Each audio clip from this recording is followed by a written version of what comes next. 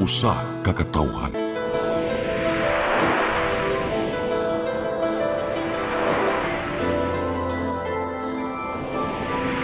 Cebu Catholic Television Network.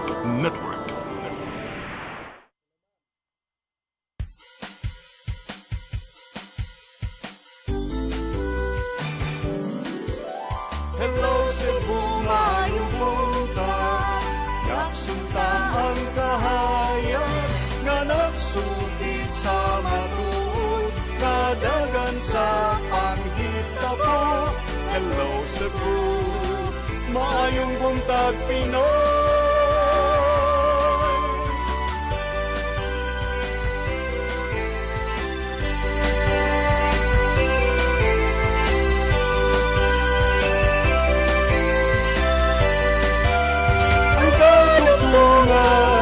Sa mga katawhan. Hello Cebu, hello Cebu, maayong buntag Pinoy, maayong buntag Pinoy, maayong buntag Pinoy. Hello Cebu, may buntag Pinoy. Adlaw karon nga Lunes, sinugdanan sa simana, pitsa 20 sa buwan sa Oktubre 2025. Sa nga sa kong partner nga si Malu at Ilocando Tabar, ako inyong higala sa kanginan Attorney John Destacamento. Dali ubani na sabi ninyo sa usa ka oras nga panaghisgot kay Lunes man ron sa mga dagko nga isyu dinhi sa Sugbo ug sa nasod. Apan sa dili pa ato sang ipadangat kining mga kining mga headlines sa mga lokal o nasyonal nga mga pamantalaan. Atong sugdan sa Sunstar Daily. Sa Sunstar Daily, Kerwin Espinosa's assets frozen.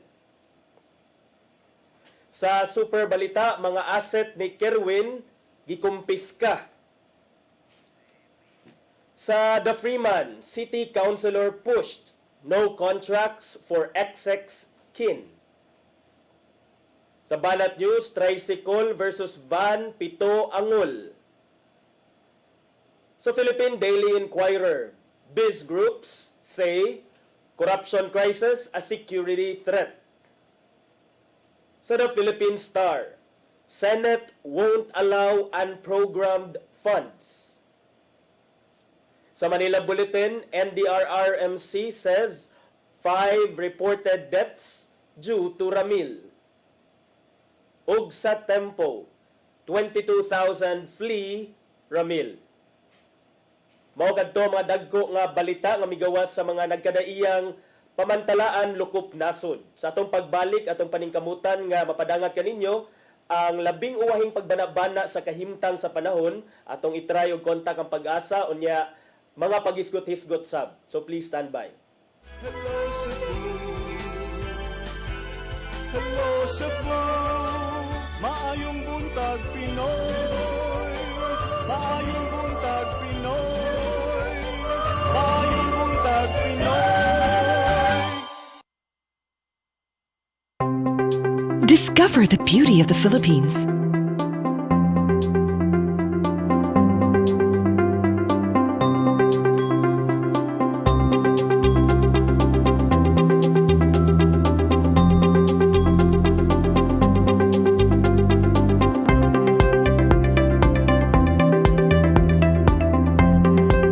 With Philippine Airlines, the country's flag carrier.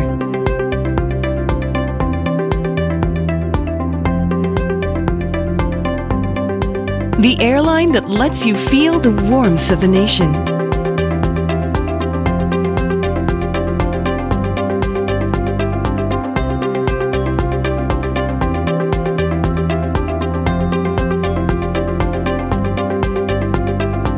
Mabuhay!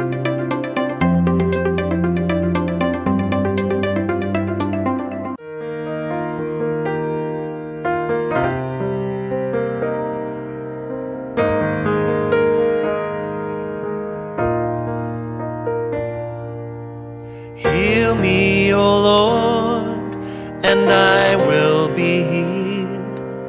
Save me, and I will be saved. Heal me, O Lord, and I will be healed. For for you are the one I praise. You are the one I praise. Sing it with me. Heal me, O Lord, and I will be healed. Save me, and I will be saved.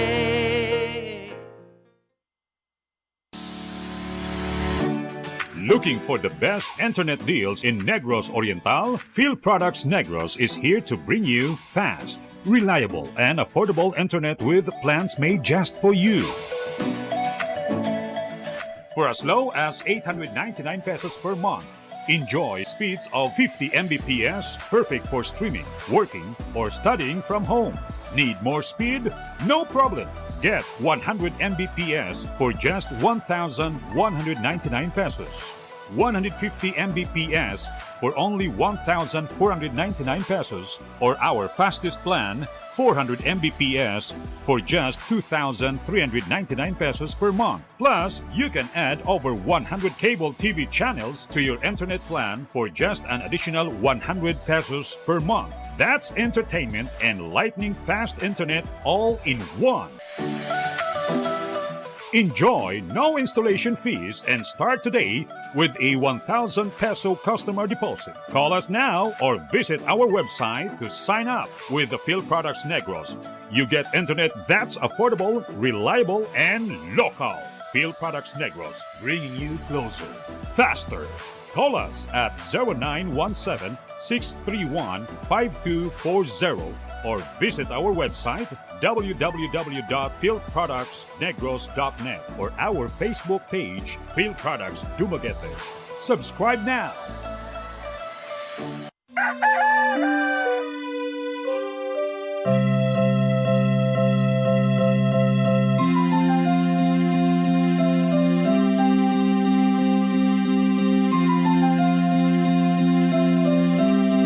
Ma, wala na oy dita, ma. Palud, ma.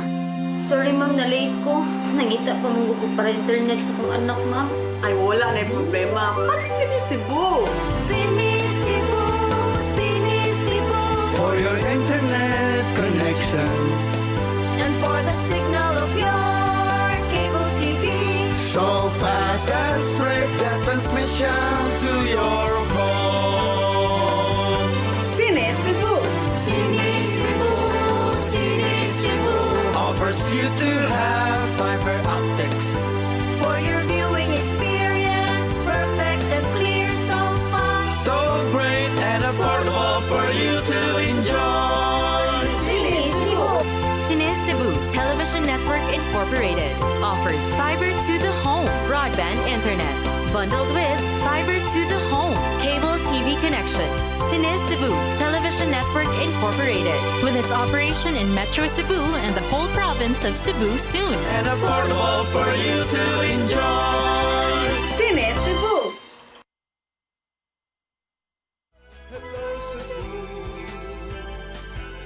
hello Cebu, maayong buntag Pinoy, maayong buntag Pinoy, maayong buntag Pinoy. Balik ta sa Hello Cebu, maing buntag Pinoy alang sa itong mga pagisgot-hisgot kay Lunes man ron wa tay balita usa. So arita sa itong mga isyu nga atong tukion karong buntaga mga higala, unahon nato paghisgot kining pag-freeze or pag-seize gyud, pagkumpiska sa mga katigayunan sa mga properties ni former self-confessed drug lord nga si Kerwin Espinosa nga karon maoy mayor sa Albuera, Leyte. Ang gobyerno pinaagi sa Regional Trial Court dito sa Manila, mga higala, naka-desider nga i-forfeit kining portfolio of real estate properties nga naglangkob og mga pipila ka mga yuta, mga luxury vehicles og mga bank accounts ug uban pang high value assets ni Kerwin. Kuan sad gidesisyonan sad sa korte nga dili lang kang Kerwin pero kanisang alleged international drug financier nga si Sally ang Nina ang iyasang mga assets gipang kumpiska pod or gipang forfeit. So in a statement ang PDEA mga higala, miingon ni ang PDEA, Philippine Drug Enforcement Agency, nga ang mga regional trial courts dito sa Manila luwat ni siya og desisyon nga i-forfeit ang kining mga katigayunan ni Espinosa og Sali ang Nina. Mao ni gihulagway nila nga historic crackdown on organized crime. Organized crime because gituuhan man nga kini si Kerwin parte kuno ni sila sa usa ka katong nag-operate nga drug ring, no, kining usa ka asosasyon sa mga organisasyon sa mga nagpayuhot og illegal nga drogas. So the Philippine government, although kana nga testimonya iya sa nang gibakwi later kaniadto. So at first mi-admit siya nga he was a drug lord, but later on he recanted his statement. Ang Philippine government has struck a big blow to the financial domains of two powerful drug syndicates, seizing multi-million peso worth of laundered assets in what is now the largest court-ordered asset forfeiture in history of the Philippines anti-drug law enforcement. Mao kuno ni ang labing dako nga pag-forfeit og mga katigayunan, mga assets, mga properties sa anti-drug law enforcement history sa Pilipinas. So, kauban sa mga gipang forfeit nga assets sa duha ka mga individuals, well, kang Kerwin, ang mga gipang kuan ani, ang mga gipang forfeit nga katigayunan ni Kerwin, unom ka real estate properties nga tua mahimutang sa lungsod sa Albuera, Leyte, dayon naasa dito sa Ormoc o sa Misamis Oriental. Then 13 ka mga high-end vehicles, lakip na ang Toyota Hi-Ace vans, Ford, Kia pickups, o Nissan Navara, o Toyota Fortuner. Dunay multiple bank accounts, watercraft and firearms. Kauban na ang usa ka yellow and one black jet ski, a jet boat, Yamaha motorcycle, o several pistols. Ang PDEA mga higala, maingon ning ang korte may desisyon nga kining mga katigayunan were acquired, nakuha kuno ni Kerwin through pila ka tuig nga pag-operate sa illegal drug trade, trafficking, nya money laundering sad kuno. Kining money laundering paggamit kini siya sa ang mao ni siya ang paggamit sa kwarta nga gikan sa illegal nga mga sources. And matud pa sa korte nga often hidden under the aliases and proxy owners. So, igamit ko no ang pipila ka mga alias, pipila ka mga proxy nga pangan such as Artemio Magno, Laura M.U., Grace Ia Miguel Caparoso, Rogelio Caparoso, Sherlita Garrido Pelicano, mao kuno ni ang pipila sa mga pangan nga gigamit isi proxy or alias aron mapalit kining mga assets. Ang korte mi order usab sa pag-forfeit sa mga assets aning ginganlan og Sali ang Nina. Ini si Sali ang Nina migamit kuno ni sa pipila sab ka mga alias: Sharon Sia Lim, Zi Ming Fen, Zi Ming Rong, Chan Gang Shi, Sarah Lee Jessica, Evelyn H.C. Nya duna ni mga kauban sa kuan magipang forfeit ni assets ni Nina, kining dili mo minus 51 milyones pesos nga kwarta sa nagkadaiyang bank accounts, Metrobank, BPI ug BDO. Dun na sa mga investment funds, 10 million nga BDO Unit Investment Trust Funds, mga luxury vehicles including duha ka Honda CRVs, mga contingent liabilities totaling 36.54 million. So, mao ni ang gi-report sa PDEA. So, ato makita mga higala nga duna joy progress ang balaod, no, ang kaso, ang pagdagan sa mga kaso kay pila naman ka tuig. It's been since the last year of President Rodrigo Duterte's administration, it has already been mga 4 years. So 4 years hence, doon na natay nakita nga mga inani nga desisyon, and for all it's worth, malipay ta mga higala kung naay mga masampulan nga mga inani kung tinuod man gani. Kay of course, ang kampanya sa illegal nga drogas nga maoy gipanghugtan yun, usa sa mga poster campaigns under the Duterte administration, the war against illegal drugs. At least dunay nakita nga mga inani prosecution o mga tangible results nga duna joy mga assets nga na forfeit. But kini I suppose because trial court pa man ni ang nagdesisyon, so most probably i-appeal pa ni sad sa kampo nila ni Kerwin og ni Nina Ang. So mapaabot sad ta kung unsa sa ilahang tubag ni ining maong mando gikan sa husgado. Kay tan-aw na to unsa ang ilahang kining next move ni ani. But for all it's worth, malipay ang malipay ang mga mitimbaya sa war against illegal drugs because dunay tawo nga nasampulan. But more than this, hopefully sad unta dili lang kini si Mr. Kerwin Espinosa o si Sally Ang Nina ang makatagamtam og inani kung tinuod man gani nga duna sila involvement in these illegal activities. So may unta nga naapay lain nga masundan, and it doesn't matter whether they are within the administration or used to be in the administration or kinsa, basta kay kung involved sila og something nga illegal, hopefully sad nga mapatubag sila sa hukmanan. And ma-relate lang sa dinato karon ang balita about ni Kerwin Espinosa nga gi-freeze, gi-confiscate ang iyahang mga assets kay tungod lagi kuno gikan sa illegal sources.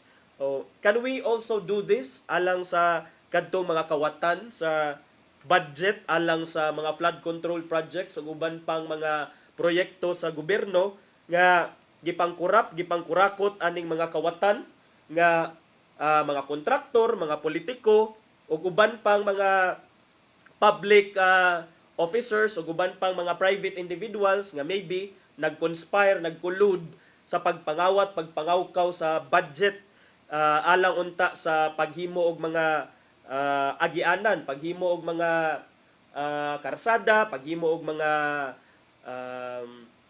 taytayan ug uban pang mga infrastructure projects. Kani pwede man lagi nga dunay freeze order, dunay confiscation, seizure or forfeiture. So once nga ma-file na ang mga angayan nga i-file kay karon naa pa man ta sa case build up stage. I understand ang ato ang Independent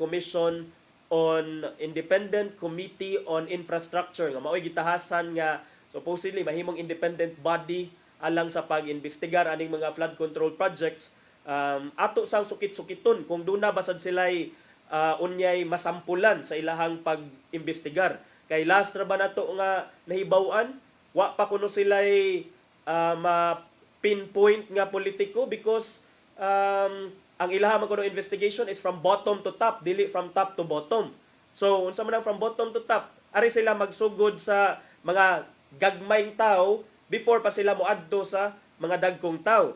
So, that may be so dangerous kay naay possibility nga if ever man gani kung kana ang style basin unya katong mga dagkong tao nga karon nalambigit aning mga flood control scandal, flood control project scandal, by the time nga mahuman ang investigasyon, basig wala na diri or basig na dispose na ang ilahang mga katigayunan or worse, basig unya wala na sa listahan sa mga pang-imbestigaron.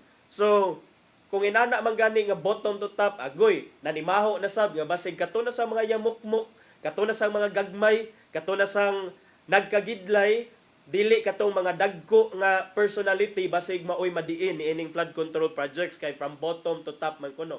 But be that as it may, dili sad pwede nga half-baked ang pagka-investigar, ang pag-build up sa kaso kay nakasabot man ta nga pag-abot ang kaso ngadto sa korte, it will be judged, it will be decided upon based on the merits of the case base sa mga ebidensya nga ipangpresentar. So ang pagpalig-on sa mga ebidensya o mga nagkadaiyang mga resikitos o rekisitos o uban pang mga proof nga kining mga tawhan na apil ani mga binuang buang hinanggaw diha sa DPWH o uban pang ahensya sa gobyerno. Let's not single out DPWH kay hopefully adto sad ni sa ubang ahensya sa gobyerno mo expand ang ilang investigation.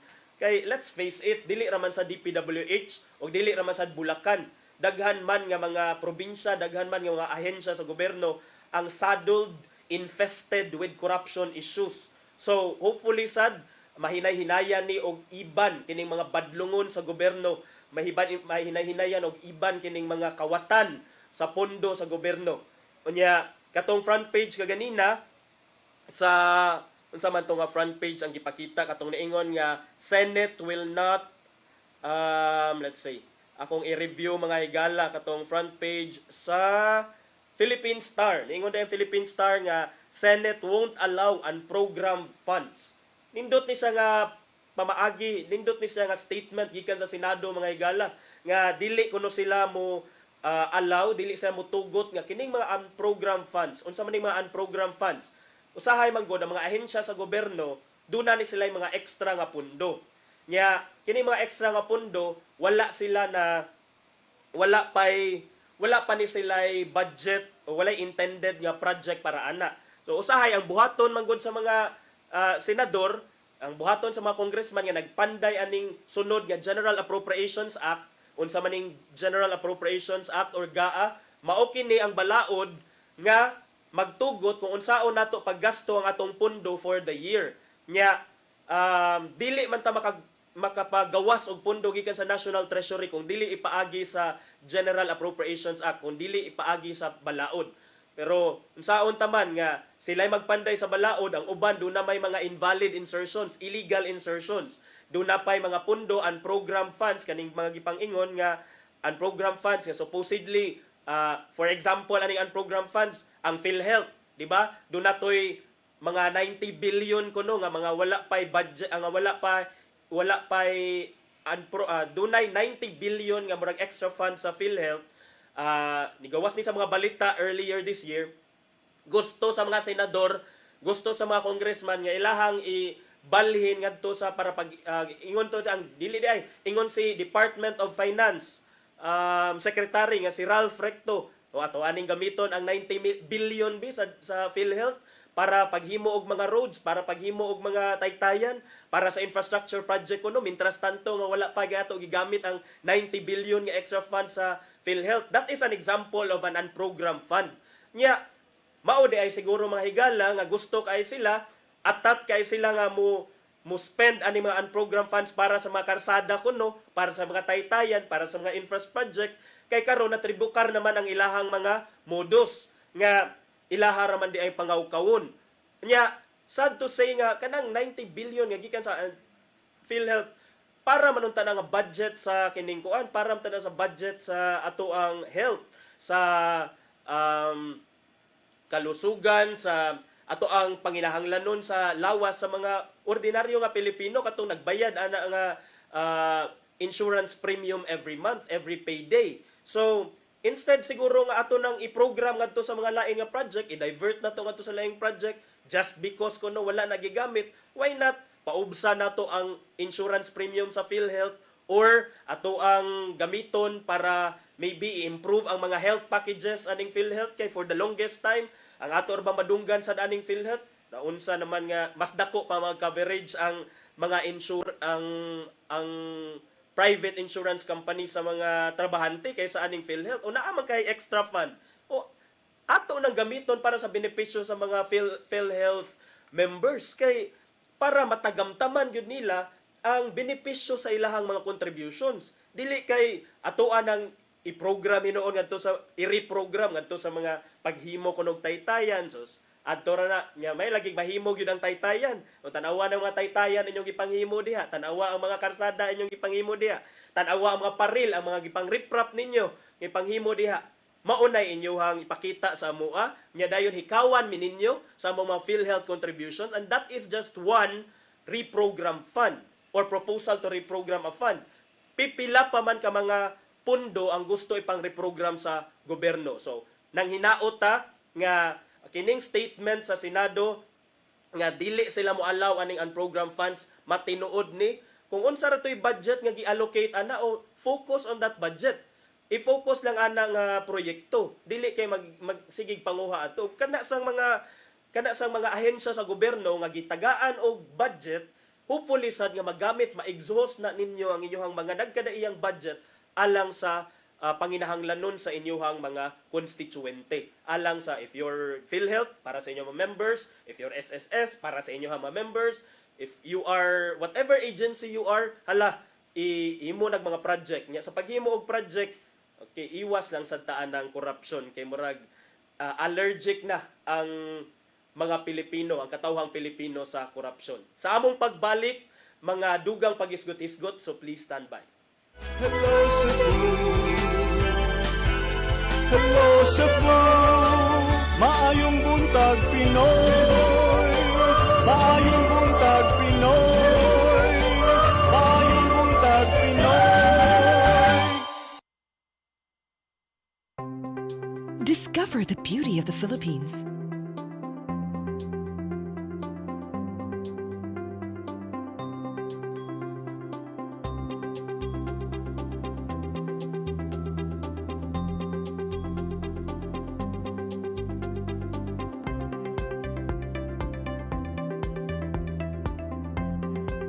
With Philippine Airlines, the country's flag carrier.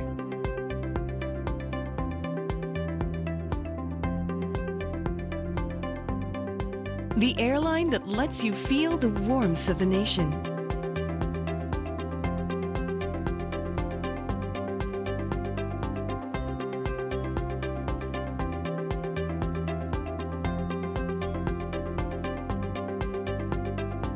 Mabuhay!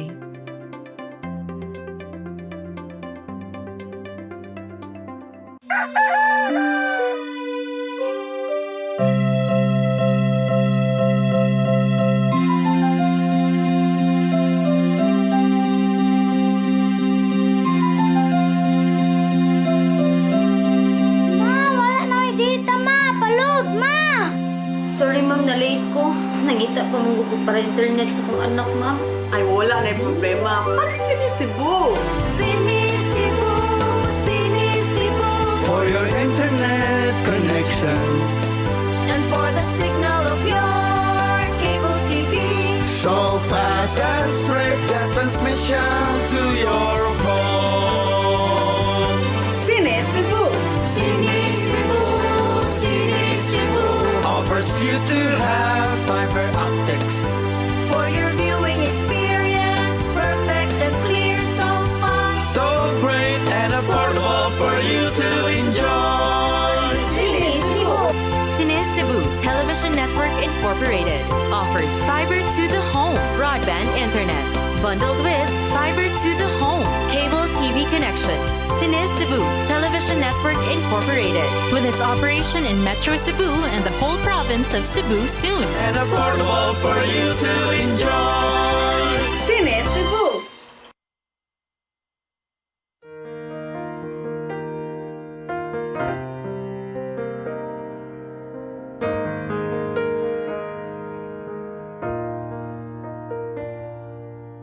Heal me, O Lord, and I will be healed. Save me, and I will be saved. Heal me, O Lord, and I will be healed. For you are the one I praise. You are the one I praise. Sing it with me. Heal me, O Lord, and I will be healed. Save me, and I will be saved. Hello Cebu, hello Cebu, maayong buntag Pinoy, maayong buntag Pinoy, maayong buntag Pinoy. Balik ta sa Hello Cebu Maing Buntag Pinoy alang sa pagpadayon sa itong mga pagisgot-hisgot karong buntaga. Nya atong balikan katong mga panghitabo ni adto over the weekend pagka Friday may bisita si Presidente Bongbong Marcos didto sa Northern Cebu nga naigo sa pagtayog, naigo sa mga linog og series of aftershocks didto sa mga lungsod og syudad sa Northern Cebu. Mibisita siya to inspect mga quake shelters didto sa lungsod sa San Remigio og sa iya sang gi-inspect kini Bayanihan Village didto sa lungsod sa San Remigio. Walay something groundbreaking, no pun intended, groundbreaking iyang gi-announce didto, pero ang iya lang kunong pagbisita ay ang second visit after the September 30, 2025 quake in Bugo City og mga silingan nga dapit. Ang rason nga ni bisita siya is to ensure nga ang katong mga ayuda nga gipanghatag sa gobyerno na dangat ngadto sa mga nagkinahanglan. Para kuno ni sa iyang administration's commitment to the welfare of families displaced by magnitude 6.9 earthquake niadtong September 30. Sa iyang pagbisita niadtong Oktubre 17 mga higala, mi assure sad si Presidente Bongbong Marcos sa mga biktima sa kalamidad sa pagtayog sa linog nga magpadayon ang gobyerno sa pagpanghatag og mga ayuda for as long as nagkinahanglan ang katawhan nga matabangan aron matabangan ang mga pamilya nga maka-recover og maka-rebuild. But I'm not sure unsa sa ning klase sa ayuda kay kung if you're talking about kining for as long as needed, hangtod karon lagi wa man gud yapon ko nakadungog nga dunay nang lista aning partially or totally. Doon na ba ipanghatag nga housing allowance, housing aid gikan sa national government or even sa local governments ang alang sa mga biktima sa linog? Kay unsa man magsige lang tag paghatag ani og relief goods, sardinas, noodles, bugas sa ato ang mga biktima. What about those who lost their homes? What about those who incurred damages sa ilahang mga tagsa-tagsa nga mga panimalay? Unsa may plano sa gobyerno about nato? Kay maghisgot man kata og rebuilding, maghisgot man kita og rehabilitation. We cannot rebuild, we cannot rehabilitate kung atong balay diha naghalok pa sa yuta, naghalok pa sa kuan, og we cannot rebuild kung we continue to live under these tents. Kay kadaghanan sa mga pamilya, daghan sa mga pamilya didto nagpuyo gyapon sa tents. And even if makita nato, salamat kay naay mga disente nga mga tents kining naa sa Bayanihan Village didto ni siya sa lungsod sa San Remigio nga usasad sa mga labing naigo sa maong linog. Thank you para ana kay murag disente siya nga tents nga og disente siya nga Pinoy-anan tan-awon. But what about in the long run? These people cannot forever live in those tents. Unsa may plano sa ato ang presidente about ni ana og sa ato mga local officials? So dito nagpasalamat si Presidente Marcos sa Philippine Red Cross, sa mga ahensya sa gobyerno, sa mga volunteers, sa mga lokal nga officials alang sa ilahang paspas ug coordinated nga response human sa linog. Ang presidente sab personal nga mi-inspect sa sitwasyon sa mga pamilya didto sa nawagtangan sa ilahang mga panimalay niya sa iyang panag hinabi sa mga katawhan didto, sa mga pamilya didto, sa mga residente didto.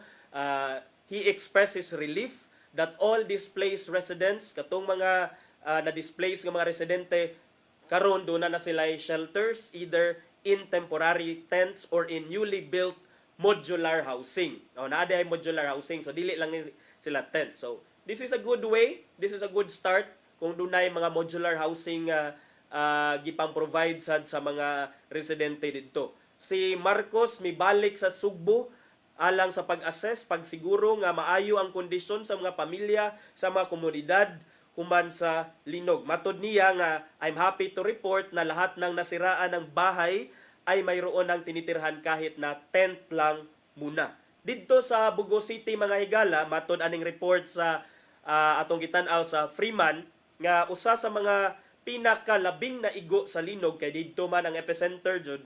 Ang mga evacuees didto gyapon ni sila nagipang house sa mga tents. Ang presidente siguro sa ilaha mi assure nga ilahang mga basic needs ilahang mga basic service ilahang mga essentials like food, water, electricity, panginahanglan nun sa sanitation, ug uban pa mga uban pang panginahanglan nun sa mobile kitchens gipang provide kuno ni sa gobyerno. Sa iyahang statement, sa iyang sulti, ingon siya, maayos, lahat ng tao na naging biktima ay mayroon na sinisulungan. Mayroon silang kinakain, mayroon silang kinukuhanan ng tubig, mayroon silang ginagamit na toilet facilities na maayos.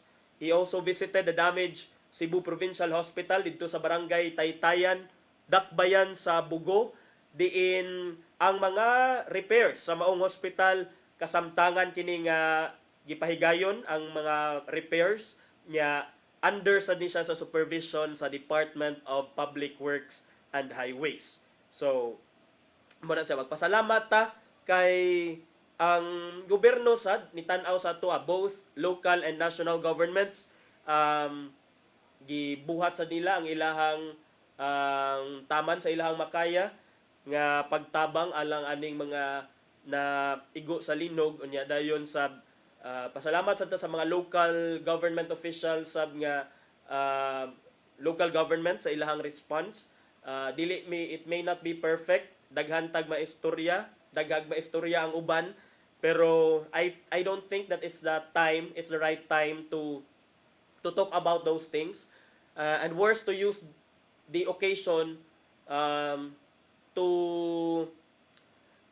advance our political nga mga ambitions or political nga mga motivation. So for now, we are happy nga naglihok ang gobyerno, local ug national, and hopefully sa do na gyud tay recovery, do na tay long term nga mga konkreto nga mga steps, konkreto nga mga solusyon, konkreto nga mga pambuhaton ng gobyerno para in the long run katong mga nakasinati intaw ani nga disaster matabangan.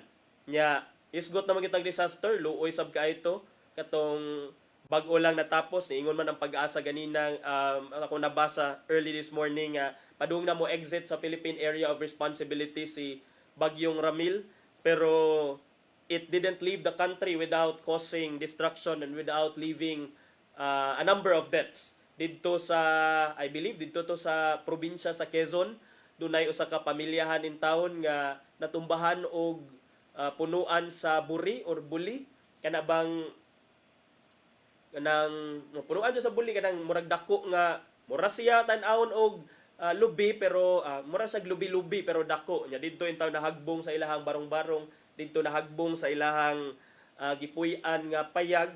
Tibuok pamilya ang nahabilin na lang in town, ang pinakakamagwangan nga anak. Ang tanan, ang 5 nangamatay in town kay natumbahan sa kining maong kahoy, punuan sa kahoy. So luoy lang kay 5 gyud in town sa sila. Very tragic sad dito sa Quezon City. And then karon nagpadayon pa sad tang nagpakisusi kung unsa sab ang extent of damage dito sa lain nga mga areas kay padayon pa man nga ang assessment, but hopefully after Ramil wala usa tay break lang usa ta sa mga disasters kay murag sige-sige naman, and then luoy kaayo ba kay naapay mga nabiktima sa linog in town nga naa diha nagpuyo ilawom sa tent nya then imo pang uwanon og kusog, imo pang i-place under signal number 1. Of course dili na sala sa Pag-asa nga ilahang ibutang under signal number 1 kay ilaha sila ra may nagmonitor, pero luoy in town kaayo. But these are things nga that are beyond our control. Ang atoa lang is to minimize siguro the casualties, to minimize the losses, and padayon natong pagpahimangno sa mga katawhan nga magmatngon, maminaw sa mga abiso gikan sa ilang mga lokal nga kagamhanan, magpabilin nga magbinantayon sa mga risgo sa natural calamities dito sad sa Bukidnon, di ba? Dunay portion sa highway dito sa probinsya sa Bukidnon nga na landslide sad, impassable sad tong dako nga karsada dito sa Bukidnon nga maoy access padung sa Davao. So ubay-ubay sab ang mga kadaot nga natala tungod ni Bagyong Ramil. Padayon gihapon sad ta nga magampo sa safety natong tanan. Nya balikan na nako gamay kay nagisgot man ta ganinag earthquake no. Nya ang atong mga local officials ini sa Sugbo nagplano sila nga may unta or ganahan sila nga do natay Japan-like approach against earthquakes. Okay. Ibaw naman ta nga kining Japan murag when it comes to earthquakes na master na gini nila because ang Japan murag way adlaw maghilak ang adlaw kung wala nga toy linog duol sa ilaha because like us ang nasud sa Japan anaa mahimutang sa Pacific Ring of Fire. Diin dunay daghang mga bulkan ilawom sa dagat, dunay mga daghang bulkan even sa mama nga maoy pwede makakos og usahay mga linog paglihok sa yuta nya active sad ang mga fault lines diring dapita. So because of that makasinati ang mga countries within the Pacific Ring of Fire sama sa Pilipinas, sama sa Japan ug mga inani nga kadaot. But unfortunately ang Japan grabe man ilang technology didto na master na nila kay na-incorporate yun nila ang ilahang earthquake disaster preparedness even in constructing their buildings nga maka di ba na sila style didto nga murag igol ang musway ang ilahang mga building panahon sa linog dili gyud mga tumba kay murag naman toy murag akwe murag it has something to do with water murag sa ilawom kuno kay I don't know I'm not the expert but katong sa ako lang madumduman sa una kay during mga dagko nga mga linog in Japan ang mga buildings didto kay igo ra gyud sa mosway dili gyud siya dili siya kining tay-og gyud or mo level down to the ground. So karon gusto sa ato ang mga of course kinsa man say di gusto bisag kita sad siguro gusto gyud nato nga masama ta sa Japan.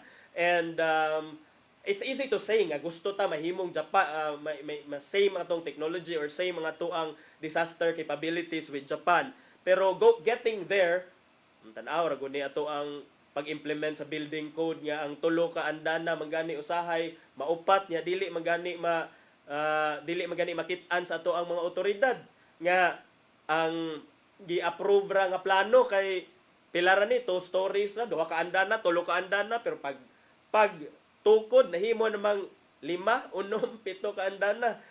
So that's so sad. Simple provision, simple law like the National Building Code, dili man gyud nato matarong og implementar. So hopefully kung mangambisyon ta nga masama sa Japan, I hope that we are also ready to do our part.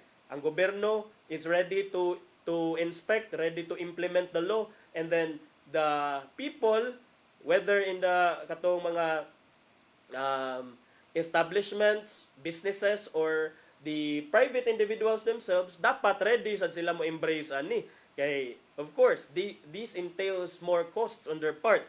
So, si Governor Pamela Baricuatro, mga higala, matod niya nga nag-canvas ron og suppliers ang kagamhanan, ang Kapitolyo, alang sa mga gitawag og go bags. Go bags similar to those nga gipang-distribute sa syudad sa Pasig, dito ilang Mayor Vico Soto. Ining go bags, ang matod ni Governor Baricuatro nga naa kunoy supplier nga niadto sa Kapitolyo kagihapon but na padayon pa ni sila nangita og mga items na pwede nila isud sa go bag nga something innovative. We are spending government money baya so we will make sure nga dili sad overpriced. Mao kana ang pasalig sad ni Governor Baricuatro. Ang goal, ang purpose aning go bag nga go bag per household kay maybe bag ni siya nga butangan og mga mura sa kit bitaw nga pabutangan og diha maybe mga flashlights, maybe pito kay kining mga di ba pito usahay kung simbako lang kung in kaso kuanan ka matagakan ka og mga dagko matabunan kag mga debris unya dayon lisod alang sa imuha ang pagpangita og pakitabang at least una kay pito magamit na nimo to sound the alarm especially kung dunay mga naara sa duol nga mga searchers and mga rescuers at least mahatagan ka og dali nga tabang dali nga rescue. So kaning mga go bags are just part of what should be done to prepare for any unfortunate events or incidents. Ang go bag is only one way. Ang si Baricuatro aton time she was joined by Consul General Hideaki Matsuo og sa Chief Representative gikan sa Japan International Cooperation Agency nga si Takashi Baba, nga nanghapod-apod sad og mga emergency relief goods ngadto sa Kapitolyo og sa DSWD-7 in response atong September 30 nga earthquake. So ilang nahisgutan nga may unta sab dunay capabilities dinhi sa Pilipinas, dinhi sa Sugbo nga susama adto sa Japan, wherein dunay mga early warning systems nga seconds lang within earthquake maalertuhan day ng tanan. Dunay mga evacuation plans nga kanadyong tailored for local nga terrain og mga public education campaigns nya. Doon na say mga rigorous building codes ang Japan, matod sa ilang ambassador, that ensure that homes, schools, offices are designed to bend and not to break. Kadumdum lang noon taning bend og break, mahigala kay nato ni ingon nga the law maybe bent kuno kung dapig sa katawhang Pilipinhon. Pero that's for another day and that's another story. Pero kani ang giingon tinuod ni mga higala kay nakikita bitaw ta pila toy damage to infrastructure damage sa mga classroom buildings, sa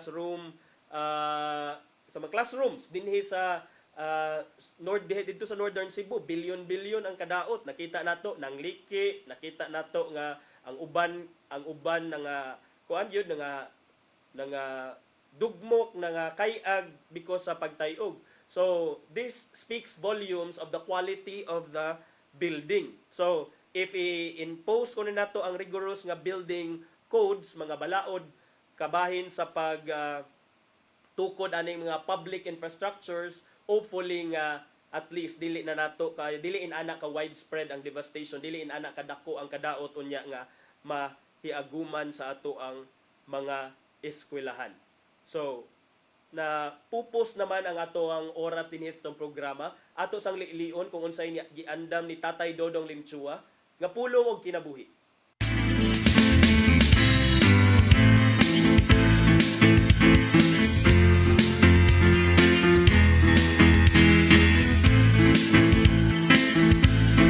Ang pulong mo, ang diwag sa dalan ko. May mga higayon nga gusto kitang maminaw sa katao. Apan naungguhan na lang nato nga waday kita makadungog sa iyang gisulti. Ang pagpaminaw may nungdanon kayo sa karelasyon, ingon man sa atong pagpaambit sa gugma sa Ginoo ngadto sa uban. May mga higayon nga kinanglan nga ibutang nato ang atong mga cellphone, remote control o iPad aron makapaminaw tag husto niya nang nakigsulti ka nato. Sa Lucas 9:44, Jesus mingon, ayaw ka mo kalimod sa akong isulti kaninyo karon. Ang anak sa tao itugyan ngadto sa gawom sa mga tao. Dinis samara sa gisultihan ni Jesus ang iyang mga disipulo nga namati ug maayo sa iyang gisulti kay mainungdanon ang iyang gisulti. Minungdanon nga kita pamati kayo kung unsay isulti subang kanato. Labaw sa tanan, kinanglan mamati kita o makiksulti nato ang Ginoo. Ibutang kayo ang atong kasing-kasing siyang pul. Nagsoon mo kini ang pulong nga naghatag og giyak kanato nining adlaw. Pagampo kita sa samahan sa anak sa Espiritu Santo.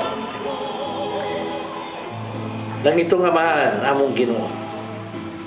Tudloy ako nga makabao nga maminaw kung unsay isulti kanako kanimo sa mga katawo.